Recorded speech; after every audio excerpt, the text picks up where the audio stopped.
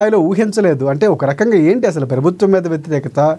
ఎందుకు జూబ్లీహిల్స్‌లో ఈ స్థాయిలో నామినేషన్లు దాఖలయ్యాయని చెప్తారు? ఎందుకంటే ఒకటి కాదు, రెండు కాదు, నిన్న ఒక్కరోజే 185 దాటి వచ్చినటువంటి సందర్భాలు. కొంతమంది కోపాలు తీసుకుని దాదాపు 10 మంది వెళ్ళిపోయారు వెయిట్ చేయలేక. సమయం కూడా ఉదయం అయిపోయినట్టు సందర్భం. ఈరోజు ఉదయం వరకు కూడా నామినేషన్ల పరిశీలన తీసుకునే సందర్భం కనిపించింది. సో ఏం చెప్తారు?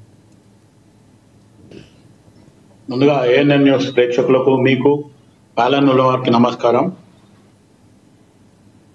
జూబ్లీహిల్స్ ఏదైతే బై ఎలక్షన్ పరంగా ఆలోచిస్తే ఒక వ్యక్తి అంటే బీఆర్ఎస్ సిట్టింగ్ క్యాండిడేట్ మరణించడంతో ఈ బై ఎలక్షన్ వచ్చింది. ప్రస్తుతం ఇది జనరల్ గా అందరూ అనుకునేది, కానీ దీంతో పాటు ఇప్పుడు మా కాంగ్రెస్ అభ్యర్థి నవీన్ కుమార్ యాదవ్ ఎవరైతే ఉన్నారో ఆయన ఆల్రెడీ మాగంటి గోపీనాథ్ గారి మీద ఒక కేసు ఫైల్ చేయడం జరిగింది. ఆయన ఏదైతే గతంలో నామినేషన్ వేసిన దాంట్లో అఫిడవిట్ లో తప్పుడు సమాచారం చూపించిండు. అంతా దాంట్లో తప్పులు ఉన్నాయి, కొన్నిటిని హైడ్ చేయడము, కొన్ని తప్పు రాయడం అనేది ఉంది అనేది ఆయన దాని మీద కోర్టుకు పోవడం జరిగింది. ఒకవేళ మాగంటి గోపీనాథ్ గారు చనిపోకపోయి ఉంటే ఈరోజు BRS candidate Maganti Gopinath disqualify అవుతుండే. ఆ దిశకు వచ్చింది అనేది కూడా క్యాండిడేట్ నవీన్ కుమార్ యాదవ్ ఓపెన్ గా చెప్పడం జరిగింది. కానీ ప్రస్తుతం ఇప్పుడు ఆయన కాలం చెందిండు కాబట్టి ఆ కేసును కూడా నవీన్ కుమార్ యాదవ్ ఎవరైతే ఉండ్రో కాంగ్రెస్ పార్టీ అభ్యర్థి ఆయన కేసు వాపస్ తీసుకోవడం జరిగింది. వాళ్ళ అడ్వకేట్ కు చెప్పి ఆ కేసు మొత్తానికి ఆయన లేడు కాబట్టి సంబంధం లేదు, దాన్ని విత్డ్రా చేసుకోవడం జరిగింది. అదే కాకుండా కాంగ్రెస్ పార్టీకి రాకముందు కూడా ఈ నవీన్ యాదవ్ ఆల్మోస్ట్ ఆల్ గతంలో ఇండిపెండెంట్ గా నిలబడి 18,000 ఓట్లు తెచ్చుకోవడం జరిగింది. దానికి ముందు ఎంఐఎం పార్టీ టికెట్ తోని అంటే ఎంఐఎం బీఫామ్ తోని ఖచ్చితంగా అక్కడ నిలబడ్డము. అప్పుడు 42,000 ఓట్లు రావడం జరిగింది. మొన్న లాస్ట్ టైం కూడా ఎంఐఎం ఖచ్చితంగా బీఫామ్ ఇస్తుందని ఆశించినప్పటికీ ఇటు బీఆర్ఎస్ పార్టీ కాకామామ చాచా అప్పుడు అసదుద్దీన్ ఓవైసీతోని కేసీఆర్ గాని కేటీఆర్ గాని మిగతా మంత్రులు గాని ఒక ఫ్రెండ్లీ పార్టీగా ఉండే కాబట్టి నవీన్ యాదవ్ కు రాకుండా చేసిండ్రు అనేది కూడా ఆయన ఏదో మీడియాల ముందు మాట్లాడటం కూడా చెప్పడం జరిగింది. అదే కాకుండా కాంగ్రెస్ పార్టీ గతంలో అజారుద్దీన్ ఇక్కడ నుంచి నిలబడినప్పుడు నాదని ముఖ్యమంత్రి రేవంత్ రెడ్డి గారు పిలిపించుకొని మీరు అజారుద్దీన్ కి సపోర్ట్ చేయాలి అంటే రేవంత్ అన్న మీరు పిలుస్తే మేము వచ్చుతాం, ఖచ్చితంగా సపోర్ట్ చేస్తామని చెప్పి నవీన్ యాదవ్ తో పాటు అలా అనుచరులు వాళ్ళ గ్రూప్ ఏదైతుందో అదంతా కూడా కాంగ్రెస్ పార్టీలో జాయిన్ కావడం జరిగింది.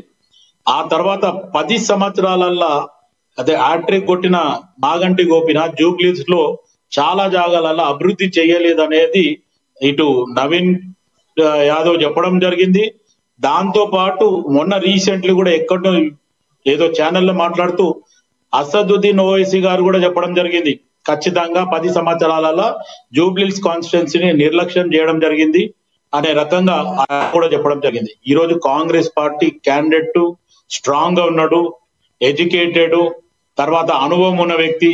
2 సార్లు ఆల్మోస్ట్ ఆల్ ఆయన బరిలో దిగి మొత్తానికి జూబ్లీహిల్స్ లో గల్లీ ఆయన తెలిసిన వ్యక్తి. ఎట్టి పరిస్థితుల్లో రేపు జరగబోయే ఎలక్షన్ లో ఖచ్చితంగా నవీన్ యాదవ్ కాంగ్రెస్ పార్టీ అభ్యర్థి విన్ అవుతాడనేది మేము ఖచ్చితంగా మాకున్న సమాచారం. రెండోది మీరు అన్నట్టు ఏదైతే ఈ నామినేషన్ల పర్వం ఎక్కువ అయింది, చాలా మంది వేయడం జరిగింది అంటే కొంతమంది ఈ ఏదైతే భూమి రైతులు ఉన్నారో వాళ్ళు వేయడం జరిగింది, మాల మానాడు కూడా వేయడం జరిగిందని పొద్దుననే నాకు తెలిసింది. అది అయితే మాల మానాడు సబ్జెక్ట్ వస్తే గతంలో 30 సంవత్సరాల నుంచి మందకృష్ణ మాదిగ గారు ఎంఆర్పిఎస్ అనే ఒక ఉద్యమం స్టార్ట్ చేసి 60 ఏళ్ల నుంచి ఎస్సీ వర్గీకరణ లేకుండా మాల సోదరులే మొత్తాన్ని అన్ని రకాలుగా ఫలాలు అనుభవిస్తున్నారు చెప్పడం జరిగింది. ఒకటి అంటే ప్రభుత్వం మీద వ్యతిరేకత ఉన్న ఇన్ని నామినేషన్లు వచ్చాయి అనుకోవచ్చా?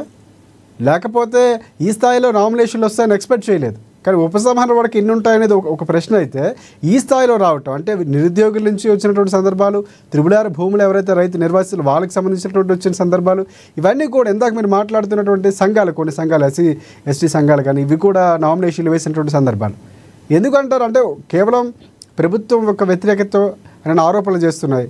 దీన్ని ఏకీభవిస్తారా మీరు? ప్రజలకు అర్థం కావాలని ఈ సబ్జెక్ట్ చెప్పడం జరిగింది. ఇప్పుడు మాలామానాడు వాళ్ళు వేయడానికి కారణం ఏంది? మళ్ళీ ఇప్పుడు ఆల్రెడీ ఒకటే సర్నేమ్ గడ్డం ఫ్యామిలీ నుంచి ఆలోచిస్తే స్పీకర్ వాళ్ళే, ఎమ్మెల్యే వాళ్ళే, మంత్రి వాళ్ళే, దాని తర్వాత వాళ్ళ అబ్బాయికి ఎంపీ టికెట్ అంటే ఒకటే ఫ్యామిలీలకి ముగ్గురు, వాళ్ళ చుట్టము ఎవరైతే స్పీకర్ గారు ఆయన మొత్తం ఒకటే ఫ్యామిలీ, గడ్డం వాళ్ళ ఇంటి పేరు గడ్డం, వాళ్ళందరూ కూడా ఒకటే ఫ్యామిలీ. దాంతో పాటు బట్టి విక్రమార్క, తర్వాత మల్లు రవి, వీళ్ళంతా కలిపితే మాల సామాజిక వర్గమే కాంగ్రెస్ పార్టీ వచ్చినప్పుడల్లా ఫలాలు అందించడం.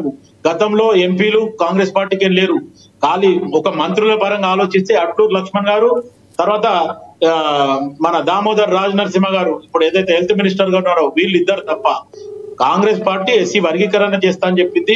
ఖచ్చితంగా ముఖ్యమంత్రి రేవంత్ రెడ్డి గారు దగ్గరుండి ఈ క్లాసిఫికేషన్ చేయగలిగింది. ఖచ్చితంగా ఎంపెరికల్ డేటా కానీ ఎవరు ఈ ఫలాలు అందిండ్రు ఎవరికి లేదనే రకంగా ఆలోచిస్తే ఎస్సీ వర్గీకరణలో 59 ఉపకులాలు ఉన్నాయి.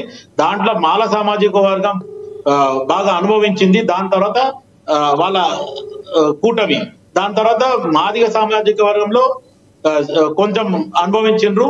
వాళ్ళ తర్వాత ఇంకా బుడుగ జంగం కానీ ఇంకా వేరే ఈ రెండు తీసేస్తే 57 క్యాస్ట్లందరూ కూడా అనుభవించలేదనే రకంగానే గ్రూప్ 1 లో ఎవరైతే అనుభవించలేదో వాళ్ళని పెట్టడం జరిగింది.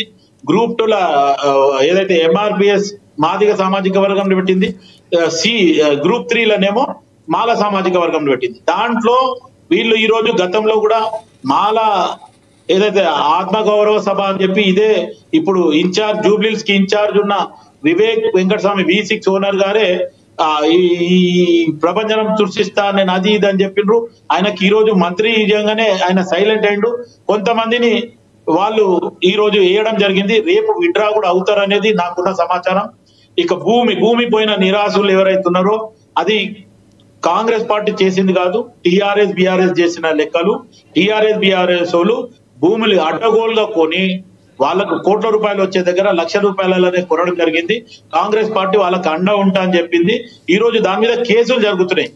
ఈ రోజు జూబ్లీస్ కి వచ్చి వాళ్ళు నామినేషన్ వేసినంత కారణంలో ఇమీడియట్ గా రేపు ఆ కేసులు పోవు. కేసులు పోయిన తర్వాత కాంగ్రెస్ పార్టీ సపోర్ట్ చేస్తుందని మార్నింగ్ కూడా వేరే డిబేట్ లో మాట్లాడడం జరిగింది. కోమటిరెడ్డి వెంకటరెడ్డి గారు కలుస్తలేరు అంటే చెప్తే కూడా నేను నా నంబర్ ఇవ్వడం జరిగింది. వాళ్ళ ఓఎస్డీతో కానీ లేకపోతే కోమటిరెడ్డి వెంకటరెడ్డి గారితో నేను మాట్లాడిస్తానని చెప్పి వాళ్ళకి నేను హామీ ఇవ్వడం జరిగింది. ఇది గతంలో జీ తెలుగులో పొద్దున 8 o'clock డిబేట్ లో చెప్పడం జరిగింది. ఇంకా ఎవరైతే వేసిండ్రో వాళ్ళందరినీ కూడా 24వ తారీఖు విడ్రాస్ ఉన్నాయి. విడ్రాస్ వచ్చిన తర్వాత అప్పుడు మనకు అర్థమవుతుంది ఎంతమంది ఉన్నారు ఈ బరిలో దించడానికి.